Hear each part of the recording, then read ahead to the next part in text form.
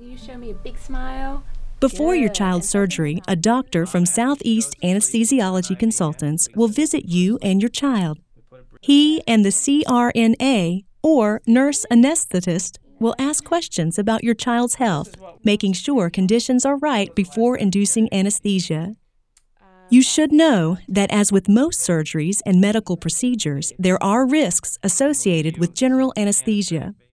Please feel free to share any concerns you may have with your anesthesiologist.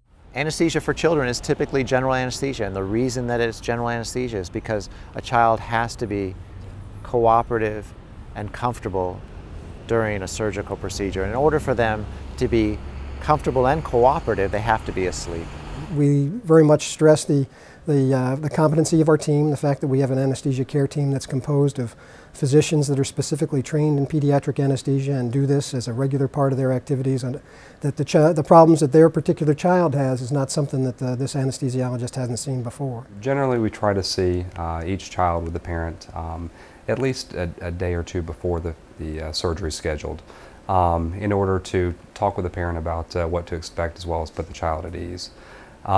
Generally, what we try to do is explain what they're going to experience the day of surgery.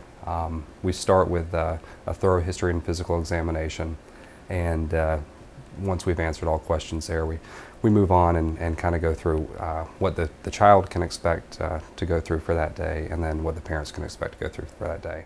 Children, especially the very young, are often confused and frightened by all the equipment and personnel in the operating room. That's why a child life specialist is especially helpful in alleviating your child's fears. She will create a friendly rapport with your child, introducing toys and role-playing games that explain what will be seen, heard, and felt in the OR. Child life specialists are in the hospital for the sake of the patients and their families. We want to make sure that we can normalize the child's experience in the hospital and help them cope with their experience. So are you a little bit nervous, or you think probably be no big deal? I'm nervous. A lot of times we think that the fear of the unknown can be greater than the fear of the known, and through that education and preparation and play, they become more at ease and can gain a sense of mastery and control over their experience in the hospital.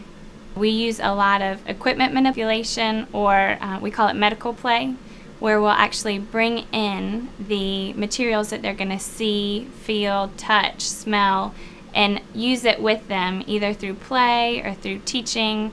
And that way they get used to it, and they can see it in a more familiar environment, maybe in the presence of their parents, so that when they see it again, for example in the operating room, it's not the first time they've seen it, they're more comfortable with it.